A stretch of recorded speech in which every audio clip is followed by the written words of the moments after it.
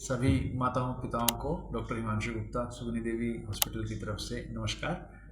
हमारे पास हाल ही में down syndrome से रिलेटेड 2-3 केसेस आए हैं, तो डाउन सिंड्रोम के बारे में कुछ जानकारी आप लोगों के साथ साझी करनी चाहेंगे। एक आनुवंशिक बीमारी है। नॉर्मली क्या होता है कि हमारे शरीर के अंदर, हर इंसान के अंदर 46 क्रोमोसोम्स होते हैं, पर इसके अंदर एक एक्स क्रोमोसोम एक्स्ट्रा हो जाता है, जिससे कि 47 क्रोमोसोम्स होते हैं।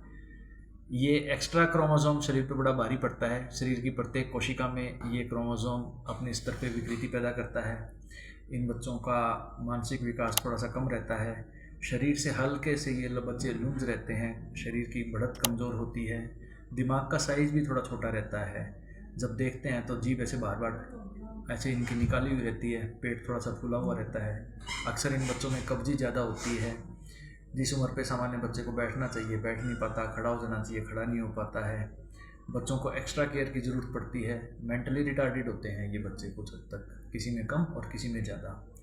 अमूमन जो औरतें जितनी ज़्यादा उम्र पे माँ बनती हैं, उतनी ही डाउन सिंड्रोम होने की संभावना ज़्यादा होती जाती है।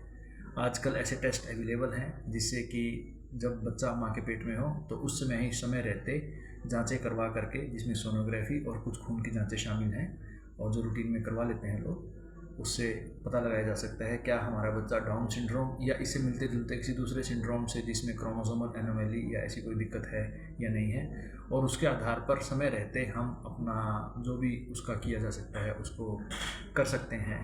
बच्चा होने के बाद इन बच्चों को एक्स्ट्रा केयर की ज़रूरत पड़ती है। थायराइड संबंधित, खून के कुछ ल्यूकीमियाज यानी ब्लड कैंसर से संबंधित, कब्जी रहना, कैल्शियम की कमी होना, इस तरह की बीमारियां इन बच्चों में ज़्यादा होती है। इम्यूनिटी भी इन बच्चों की सामान्य बच्चों के मुकाबले में काफ़ी कम पाई गई है, तो ये बच्चे दूसरे बच्चों के मुकाबले ज़्यादा जल्दी बीमार होते हैं। कुछ बच्चों में दिल का छेद भी काफ़ी कॉमन है, तो इन बच्चों को समय रहते डॉक्टर को आप चेक करवा लिया करें।